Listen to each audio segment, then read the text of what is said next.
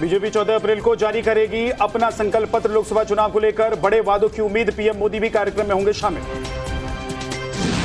तमिलनाडु के कन्याकुमारी में गृह मंत्री अमित शाह का रोड शो। भारी संख्या में दिखी कार्यकर्ताओं की भीड़। कन्याकुमारी में अमित शाह ने किया रोड शो। कहा एआईडीएमके और डीएमके ने भ्रष्टाचार कर तमिलनाडु के विकास को रोका है। गांधीनगर लोकसभा सीट पर गृह मंत्री अमित शाह की पत्नी सोनल शाह का चुनावी अभियान। घर घर जाकर प्रचार कर महिलाओं से की मुलाकात। छत्तीसगढ़ के बालोद में रक्षा मंत्री राजनाथ सिंह ने की जनसभा। बोले 3 तलाक को हमारी सरकार ने खत्म किया। नागालैंड में बीजेपी राष्ट्रीय अध्यक्ष जेपी नड्डा का चुनाव प्रचार। कहा पीएम और मुख्यमंत्री नेफ्यू रियो के नेतृत्व में नागालैंड बदल रहा है। बिजनौर में सीएम योगी का बड़ा बयान। कहा आस्था के साथ खिलवाड़ करने की छूट किसी को नहीं।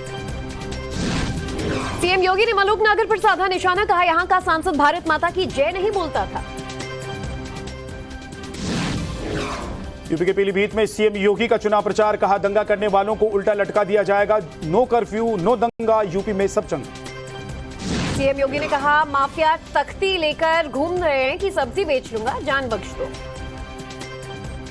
हल्द्वानी में सीएम योगी ने लोगों को किया संबोधित। कहा कांग्रेस ने जीवन भर देश को समस्या ही दी।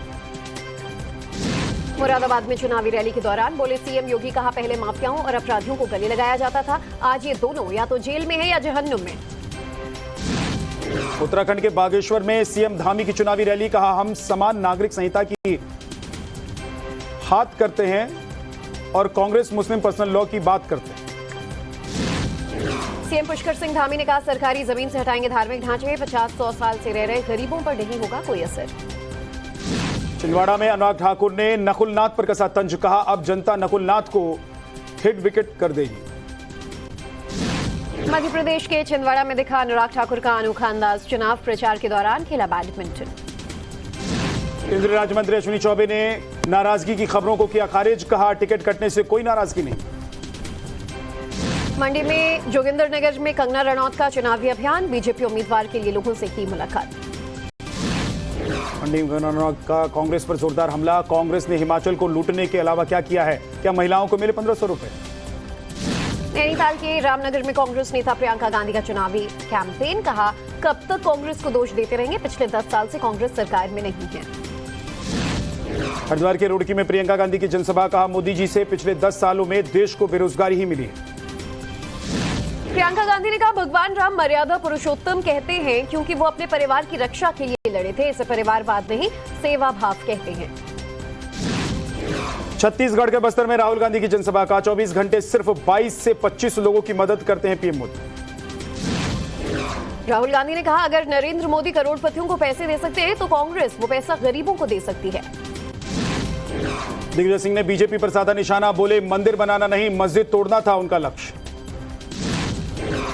सीएम सुक्खू ने कहा जल्द हिमाचल की लिस्ट जारी करेगी कांग्रेस। नतीजा क्या आएगा ये कंगना को पता नहीं। कांग्रेस और इंडी गठबंधन को 66 सामाजिक संगठनों का समर्थन। यूपी हरियाणा तेलंगाना बिहार मध्य प्रदेश से जुड़े हैं संगठन। दिल्ली में हरियाणा कांग्रेस सीईसी की बैठक। उम्मीदवारों के नाम पर लग सकती है फाइनल मुहर। कांग्रेस केंद्रीय चुनाव समिति की अहम बैठक। हिमाचल में लोकसभा की 4 और 6 विधानसभा पर उपचुनाव के लिए उम्मीदवारों का फैसला हो। मंडी से कंगना रनौत के खिलाफ विक्रमादित्य सिंह लड़ सकते हैं चुनाव। कांग्रेस सीईसी की बैठक में लगी मुहर। दिग्विजय सिंह ने कहा विक्रमादित्य सिंह को मंडी से चुनाव लड़ने का दिया गया है प्रस्ताव। कांग्रेस जीतेगी मंडी की सीट। लोकसभा चुनाव को लेकर शिरोमणि अकाली दल की पहली लिस्ट जारी। 7 सीटों पर उम्मीदवारों की घोषणा। गुरदासपुर से पूर्व कैबिनेट मंत्री दलजीत सिंह चीमा को टिकट। फतेहगढ़ साहिब से विक्रमजीत सिंह खालसा लड़ेंगे चुनाव। पंजाब में भी लोकसभा चुनाव लड़ेगा शिवसेना शिंदे गुट। पार्टी ने की 9 उम्मीदवारों की घोषणा।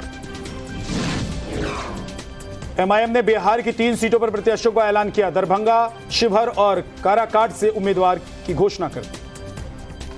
अखिलेश यादव ने कहा इलेक्ट्रल बॉन्ड को बीजेपी ने बना लिया है भ्रष्टाचार का माध्यम। उद्योगपतियों से की जा रही है वसूली। अखिलेश यादव ने अपने संबोधन में कहा हमें और आपको मिलकर संविधान बचाना है। बिना नाम लिए चंद्रशेखर पर हमला किया। बोले उन्हें सुरक्षा कैसे मिली। केशव प्रसाद मौर्य का इंडी गठबंधन पर निशाना। कहा बगल में छुरी रखकर राम की बात करते हैं।